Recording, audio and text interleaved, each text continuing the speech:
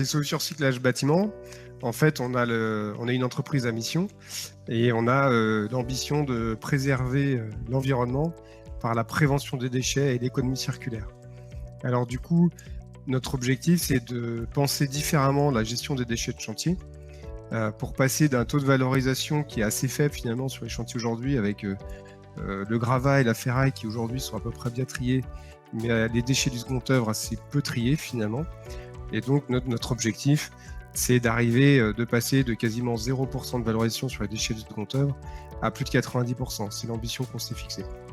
Et donc, pourquoi on fait ça ? Parce qu'aujourd'hui, les déchets du bâtiment représentent plus de 46 millions de tonnes de déchets. C'est énorme, c'est 11 millions de tonnes sur les déchets du second œuvre.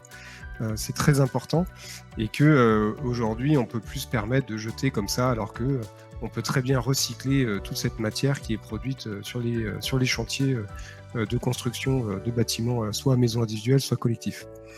On le fait aussi parce que il y a un enjeu réglementaire. Aujourd'hui, la traçabilité des déchets est obligatoire et aujourd'hui, il est extrêmement important à la fois de respecter le tri 7 flux sur chantier, mais aussi de pouvoir tracer les déchets, savoir où ils sont partis pour éviter ce qu'on a pu malheureusement rencontrer, comme les dépôts sauvages ou d'autres types de pratiques qui sont pas très respectueuses de l'environnement.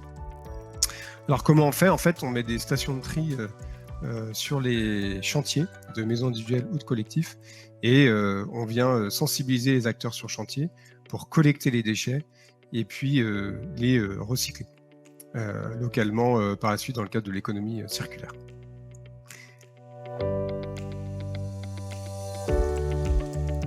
Alors clairement, en fait, au niveau du changement climatique, notre objectif, nous, c'est d'éviter l'extraction de nouvelles matières premières.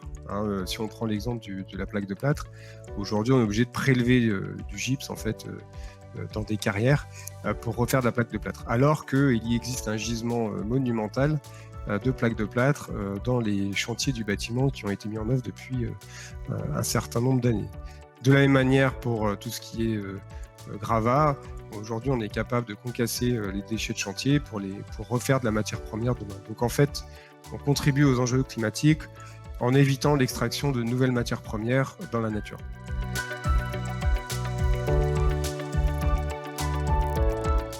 En fait, NovaBuild, pour nous, c'est un super accélérateur parce que ça nous permet d'une part d'avoir accès en fait à énormément d'informations sur les évolutions dans le bâtiment et notamment les évolutions, toutes les initiatives qui peut exister sur tout ce qui est éco-responsable.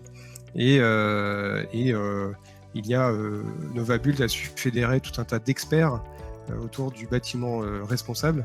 Et donc, de pouvoir bénéficier de cet appui, de cette expertise de professionnels reconnus du bâtiment, pour nous, c'est un vrai bénéfice.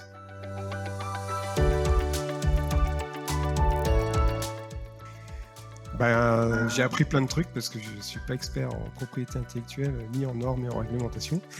Même si le sujet, c'était pas mon sujet de prédilection au départ, mais justement grâce à NovaBuild et grâce à cet appel à solutions, ça a été l'occasion pour moi de m'intéresser à ce sujet-là sur un format réduit de 2 heures et donc c'était parfait, j'ai appris plein de trucs.